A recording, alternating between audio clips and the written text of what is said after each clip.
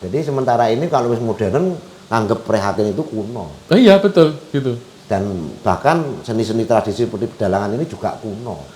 Atau laku prihatinnya itu yang kuno. Ya, Kalau ngomongin mungkin, pedalangannya satu budaya di luhung misalnya seperti itu. Ya. Tapi untuk laku-lakunya ini yang Termasuk itu wis ora zamane gitu kan. iya gitu. Bisa ditempuh dengan teknologi, iya. Tapi kalau kita menggunakan pikiran EQ, kecerdasan, kejeniusan. Ya. Tapi kalau kita kembali kepada alam atau kita prihatin, poso dan yang lainnya, itu kita adalah kepada spiritnya, jiwanya.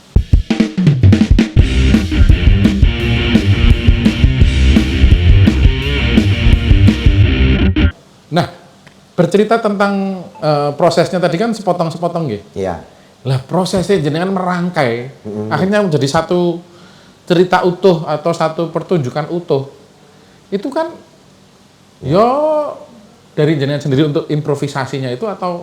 Ya, kalau dari kecil jelas itu dibuatkan suatu skenario, walaupun karena orang otodidak itu kan nggak dibuatkan skenarionya. Ya. Tapi Bapak cuma ngerambiang saja, jadi secara jalan aja Bapak sudah punya angan-angan, oh ini nggawe fragmen baik karena anak kecil Ya. itu nggak mungkin satu lakon, Nggak mungkin semalam suntuk ya akhirnya. nggak mungkin. Itu hanya berapa petilan gitu loh, Ya. petilan adegan, jadi satu part gitu. Iya. Nah itu misalkan ada adegan jejeran sedikit terus perang gitu aja, nggak yang utuh. Itu dari yang kecil itu seperti itu.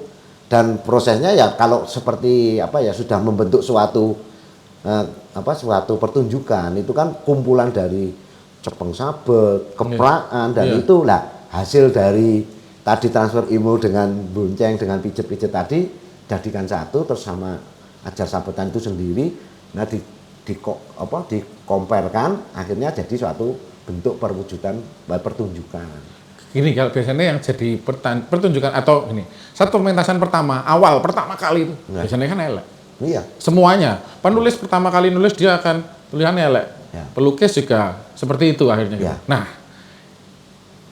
berarti apa sih yang bikin jenengan jadi tetap, wow ini elek lu tapi ini tetap tak terus dan sebagainya gitu. Jadi waktu itu bapak itu yang ada dia karena bapak itu punya anggapan kakak saya yang harusnya jadi dalang Penerusnya, okay. penerus itu gagal.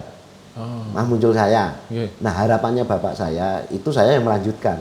Itu bapak udah istilahnya udah difokuskan. Yeah. Maka dari itu ketika bapak itu nggak pernah kok bilang gue jelek gitu. Oh, iya. Cuman nek pas agak gede yo, tapi pas masuk waktu kecil itu adanya kamu bagus. Jadi selalu memberikan sanjungan, Motivasi, motivasi, iya. memberikan spirit. Ya. Nah artinya kalau pertama saya nggak tahu ya karena masih 4 tahun setengah Iya. itu baik dan tidak. Tetapi ketika anak kecil yang seumur itu bisa melakukan seperti itu kan sudah suatu hal yang luar biasa. Jadi kan tidak ditonton baik dan buruknya. Dan jenengan asik melakukannya itu gitu kan. Asik dan saya seneng. Gitu. Nah, itu yang paling PR di situ. Nah dari awal itu memang dari TK itu saya sudah seneng neritik nek ono wayang. Neritik ya apa ya bahasa Indonesianya? Nah, itu tadi. Neritik itu sering pegang-pegang. Sering pegang-pegang ya. Pegang ono wayang tak pegang di mana pas ada pentas apa itu. Nah, ketika itu sampai SD itu selalu diiring bapak terus. Kendalanya di kakak saya karena saya ikut kakak. Ya.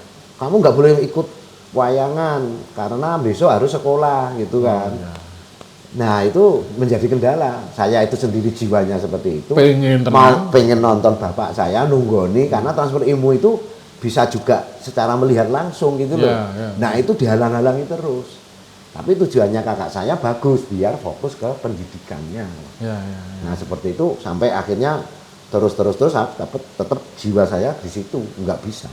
Saya pernah dengar cerita waktu seseorang itu berproses menjadi dalang. Ya. Itu biasanya ada sesuatu laku yang harus Ritual ya. Ritual yang harus dilakukan gitu. Itu saat ini tenang gitu nggak sih? Iya. Sebenarnya butuh laku spiritual namanya, laku prihatin. Ya. Spirit atau istilahnya ya prihatin itu perih. Berani untuk perih. Ya. Perih itu loro. Wani loro, rogone iki wani diloro. Misale kudu neng tempat-tempat ziarah atau tempat-tempat petilasan atau tempat-tempat yang sepi atau apa. Itu kan membutuhkan suatu effort, usaha. Betul. Nah, itu kan membuat perih. Yang kudune bubuk manis. Iki kok tekan kudu melayu-melayu dono-dono, ngeloyong dono-dono. Nah, itu itu bentuk laku prihatinnya. Jadi prihatin diperlukan ya, perlukan. Sebenarnya tidak hanya di dalang sih. Iya, Semuanya harus melakukan itu karena bentuk prihatin sendiri itu bermacam-macam cara sudut pandangnya, mindsetnya itu berbeda-beda. Tapi saya dalam perjalanan saya prihatin itu menemukan satu tingkat kepemahaman tentang prihatin itu sendiri. Pripun itu? Jadi kalau prihatin dulu itu yo sepatu nenggo tempat-tempat kaya ngono, apa tempat leluhur dalang, apa tempat di ziarah tempat orang-orang yang dulu mempunyai power yang bagus. Nah, itu harapannya mendapatkan sawab itu berkah. Berkah, ya. Mendapatkan berkah dari orang yang meninggal itu kan. Oh, gitu. iya, iya. Dulu seperti itu. Ya. Akhirnya terus di tempat-tempat misalnya kungkum, laku kungkum, nenggo dan yang lainnya itu perlu. Waktu itu tujuannya adalah untuk mendapatkan sesuatu hal apa yang menjadi tujuan kita. Nah, ternyata tapi tujuan itu yang sifatnya secara umum ya. Oh, secara umum. Secara umum orang itu ketika melakukan prihatin itu pada ada tujuannya. Betul. Tapi tujuannya masih kepada keduniawian. Entah leku dalang ape, mentit senengi uang atau apa. Puasa seperti ini biar melihat kita punya aura dan disukai. Nah, itu seperti itu pada umumnya sekarang. Dan saya juga pernah menjalani itu. Dengan tujuan duniawi itu? Iya. Oke. Ya, sampai akhirnya menemukan kunci bahwa ini ya memang ya tidak umum tapi ya nggak apa-apa. Artinya kita itu kan menyepi sebenarnya. Ya. Menyepi itu kita introspeksi diri sebenarnya. Ya. Nah, artinya di situ nyepi makanya sesirih nyirih barang sing tengkum ruwek keduniawian itu kita harus meninggalkan dulu untuk merefleksi diri. Kemudian di situ kita istilahnya menyapa alam. Nah, seperti itu. Jadi bagaimana kita seperti halnya teman-teman teater atau seni-seni yang lain, kenapa harus ke sana? Dia eksplorasi alam kan. Ya. Nah, sebenarnya itu kita menyamakan frekuensi antara alam dan manusia itu sendiri. Oh. Ini agak tinggi ya. Iya, betul. Benar. Jadi kan makrokosmos. Wah, ini lagi benar ini. Ini kita mikrokosmos. Yeah. Nah, antara yang makro dan mikro itu harus klik. Nah, sementara ini kalau kita terlalu banyak ambisi, itu tidak klik dengan makrokosmosnya. Maka kenapa banyak yang kemudian banyak kegagalan? Karena alam tidak mengamini, alam tidak mau bersahabat karena kita tidak belajar untuk mengenal alam itu sendiri. Cuman orang yang sekarang banyak dilakukan itu nggak tahu seperti itu, tapi melakukan. Orang ngerti esensi maknanya, tapi melakukan. Kan asal apa sing pernah lihat kayak gimana ya itu sing dilakoni seperti itu, misalnya dari gurunya, atau dari orang tuanya, lalu prihatin seperti itu. Nah, walaupun itu makna itu belum pada makna yang lebih tinggi, tetapi alam itu tetap menerima. Oh, bisa gitu nggih? Bisa. Ya. Jadi walaupun dengan tujuan yang berbeda, tapi ketika kita tadabbur alam, ketika kita itu masuk mengenal alam, dunia alam semesta secara secara secret, secara rahasia, hanya aku dan alam. Nah, di situ sebenarnya sudah ada suatu vibrasinya. Yang frekuensinya jadi sama vibrasinya alam. Ya. Nah, kita berusaha untuk menyamakan. Nah, itu walaupun tidak disadari. Dan akhirnya terjadi ketika dengan pelaku prihatin seperti ini saya berhasil. Ya. Kan seperti itu, banyak yang seperti itu. Dan mereka tidak tahu kok iso berhasil mergane aku prihatin. Kok itu kan aku mergane itu wangsit, aku itu apa? Nah, seperti itu. Tapi biarlah, enggak apa-apa, kita enggak menyalahkan. Karena terbatasnya keilmuannya seperti itu. Tapi secara logika iso. Nek ora dilogikake ya ngertine ngene iki ya prihatin ya udah saya prihatin. Iya. Kan misalnya yang dari dulu biasanya kan juga ngasih pelajaran, wes dilakoni wae. Kan gitu ya akhirnya ya. Iya. Sing aku dhisik nglakoni ngene, kowe nglakoni ngono. Ketika ditanyai kenapa, ya kadang tidak ada alasan logisnya seperti ini kan. Kan ketika ditanya, aku nih guruku seperti itu kok perintahnya guru. Perintahnya orang tua saya seperti itu. Nah, maksudnya supaya apa yang kita inginkan itu segera disegerakan gitu. Tapi memang perlu seperti itu nggih untuk vibrasi tadi itu. Ya, karena kita berhubungan dengan banyak penonton. Oke.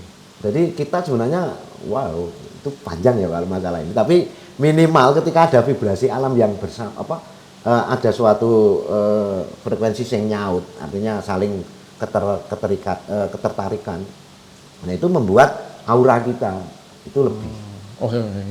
Nah gitu, jadi walaupun banyak ya untuk menimbulkan aura itu juga salah satunya itu seperti itu. Walaupun ada cara-cara yang lain. Ada toto aura sekarang terus apa? Nah kalau itu kan cuma bisnis. Ya bisa tapi nanti ya nggak lama itu. Oh, oke, ya itu juga ya. Nah, Ya. kalau berbicara tentang Kok dadak pindahnya ini ngomong. nyerimpet TKI ini nyerimpet. Padahal ngatek out frame itu. Nah, kalau akhirnya nih kita perjalanan sampai sekarang, Pak. Ya. Mbah Joyo, Mbah Yono, Mbah Joyo, sapa meneh Mbah Joyo. Gudeg iki Mbah Yono. Nah, ketika berbicara tentang saat ini, dalang-dalang saat ini, Ya. banyak dalang-dalang muda yang mempertemukan kondisi pada saat ini dengan ajaran-ajaran seperti itu. Ajaran-ajaran seperti itu yang mana? Ajaran-ajaran engineer tadi misalnya laku prihatin dan sebagainya, ketika dia dihadapkan dengan anak zaman sekarang seneng dulu. Kan ada, saya punya teman, di anaknya itu suka dalang, masih kecil gitu. Dia pun memfasilitasi anaknya untuk terus sinau. Ya. Ketika nanti akan menjadi satu pilihan bagi anaknya, menurut saya dia akan bertemu dengan satu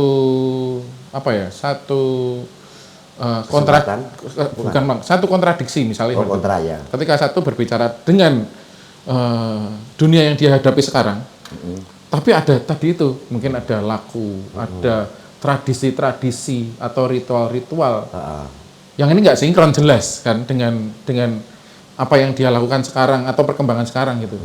Nah, sinkron dan tidak sinkron itu yang membatasi siapa? Saya. Yang membatasi kan manusianya. Manusianya sendiri. Betul. Nah, sebenarnya bukan seperti itu. Jadi mereka itu terbawa arus larut Ya, dalam kehidupan modern, betul. tapi lupa pada akarnya. Jadi sementara ini kalau modern anggap prihatin itu kuno. Iya, betul gitu. Dan bahkan seni-seni tradisi seperti pedalangan ini juga kuno. Atau laku prihatinnya itu yang kuno. Ya, kalau ngomongin mungkin, pedalangannya satu budaya di luhung misalnya seperti itu, Ya. tapi untuk laku-lakunya ini yang Termasuk itu wis ora zamane gitu kan. iya gitu. Bisa ditempuh dengan teknologi, iya. Tapi kalau kita menggunakan pikiran EQ, kecerdasan, kejeniusan. Ya, Tapi kalau kita kembali kepada alam atau kita prihatin, poso dan yang lainnya, itu kita adalah kepada spiritnya, jiwanya. Jadi akhirnya kita simpulkan bahwa untuk belajar pedalangan, mau tujuannya untuk apa? Tujuannya untuk mencari uang, kaitannya ruwet tengeleh, betul. atau kita untuk melestarikan kebudayaan. Itu dua pilihan. Walaupun itu jalurnya sama. Ya sama podo dene ning pedalangan. Iya, maksudnya sama-sama. Proses yang harus dilalui juga sama. Ya pasti beda. Oh, nek prosesnya pasti beda no. Bedanya. Karena bedanya di sini. Dia melakukan ini untuk proses yang mana dulu? Misalnya yang untuk realistisnya, misalnya tentang perekonomian, ekonomi, gue peteng tinggu nyambut gawe. Itu berarti nek dinggo nyambut gawe kan untuk profesi. Iya, Nah, kalau dia sudah niatnya untuk profesi, berarti dia bagaimana caranya dia ben iso payu, betul. dapat job. Iya, Tapi kalau yang budaya ini sudah ming pasrah. Aku intinya mengarep melestarikan.